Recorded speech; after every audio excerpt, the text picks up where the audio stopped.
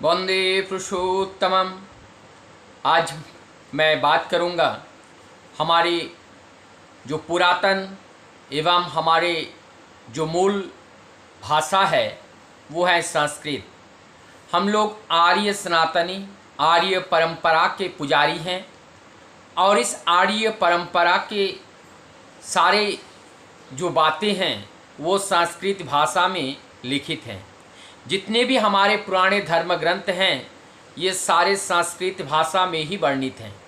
परमदयाल श्री ठाकुर भी कल्पना किए थे और उन्होंने अनेकों लोगों से तत्कालीन अनेक जो संप्रभुत्व व्यक्ति थे उन लोगों से परमदयाल ने आग्रह किए थे कि ये संस्कृत हमारी राष्ट्रभाषा हो।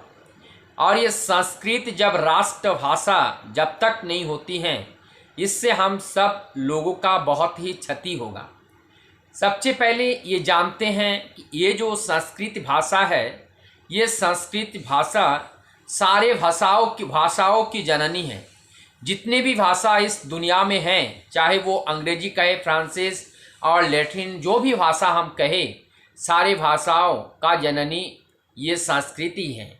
यहाँ तक कहा जाता है कि अंग्रेजी शब्द में 70 से 80% जो भाषा का जो अर्थ है वो संस्कृत से ही लिया गया है। और इस तरीके से संस्कृत भाषा सारी भाषाओं के जननी है और इस भाषा के अंदर छिपा हुआ है हमारी संस्कृति छिपा हुई है, हमारे संस्कार छिपा हुआ है। और जब इस भाषा का उद्धार होगा और इस भाषा में जब हम लोग इसको सीखेंगे तब हमारे जो पौराणिक धर्म ग्रंथ हैं उसके बारे में भी हम अध्ययन कर पाएंगे।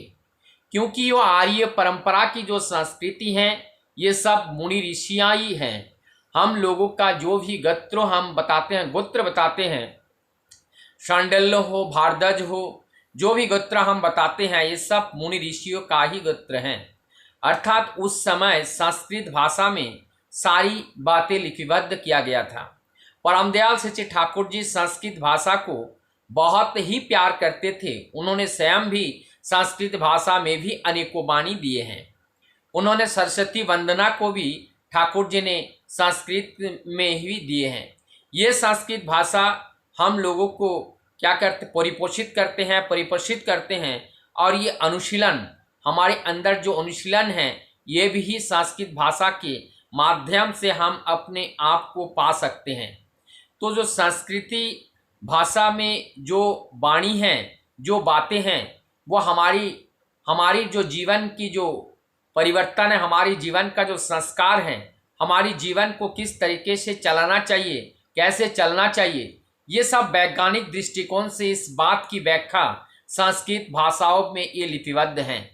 और जब संस्कृत के प्रति हम लोगों का आकर्षण ज़्यादा होगा और संस्कृत को हम जब जानेंगे तो हमारे पुराने जितने भी मुनि ऋषियों का धर्म ग्रंथ हैं और उस मुनि ऋषियों का धर्म ग्रंथ का जो अर्थ है सहजता के साथ हम जान पाएंगे।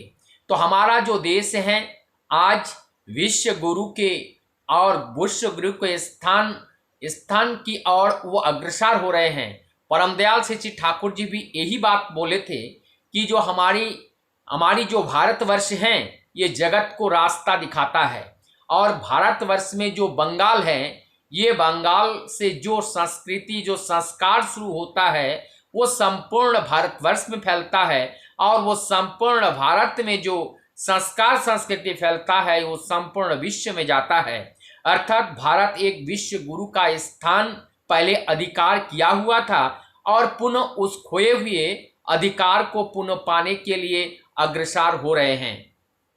परमदयाल ने उसी स्थान तक, उसी विश्व गुरु के स्थान तक पहुंचाने के लिए भी समय समय पर उन्होंने अपनी जीवदशा में बहुत सारी बातें हम लोगों को बताए हैं।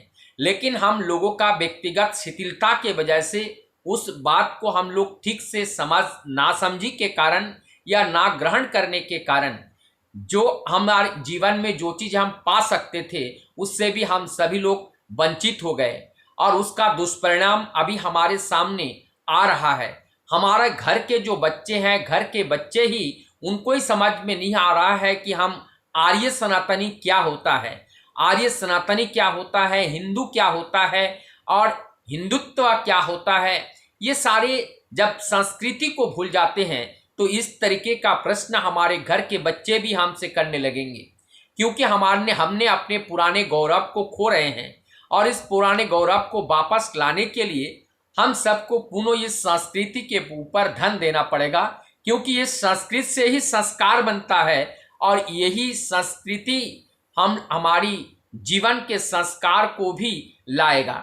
अर्थात हमारी जितनी भी शिक्षण व्यवस्थाएं हैं और हमारी शिक्षण व्यवस्था को प्रमोट करने वाले, चलाने वाले जो भी व्यक्ति लोग हैं, और उन लोगों को भी इस बात को समझना पड़ेगा, यदि हमारे खोए हुए गौरव को वापस लाना चाहते हैं तो हम सबके ये संस्कृति के ऊपर जोर देना पड़ेगा। और जब हम संस्कृति को अपने मुख्य धारा में लाने में सक्षम हो पाएंगे तभी हमारे खोए हुए गौरव को हम पुनः प्राप्त कर पाएंगे। और जब खोए हुए गौरव को प्राप्त कर पाना अर्थात अति सहजता के साथ भारत फिर विश्व गुरु का जो स्थान है वो ग्रहण कर पाएंगे। और उसी के राह पर हम सभी लोग चल पड़े हैं, चाहे वे जितना मत पथ अवलंबी हो। हम सभी सारे सनातनी और सारे हमारे आर्य परंपरा के अनुयायी जो लोग हैं, ये आर्य के अंतर्गत अगर हम कहें, आर्यों में कोई छोड़ा नहीं जाता है। आर्य में इसमें हिंदू, मुस्लिम, सिख, ईसाई, बौद्ध, जैन, ये सभी आर्य परंपरा के अंतर्गत आते हैं। हम सब आर्य के ही संतान हैं, आर्य संतान हैं, चाहे उस बात को हम स्वीकार करें या ना करें, क्योंकि हमारे ये प्रमाणिकता के साथ ये बताता है कि आर्यों का जो परंपरा था उस परंपरा जैसे ही हम खोए हैं और खोने से हमने अपने जीवन में बहुत कुछ हम अपने जीवन में खोए हैं, और उस खोए हुए गौरव को प्राप्त करने के लिए संस्कृत को मुख्य धारा में लाना बहुत ही जरूरी है। वंदे पुरुषोत्तम।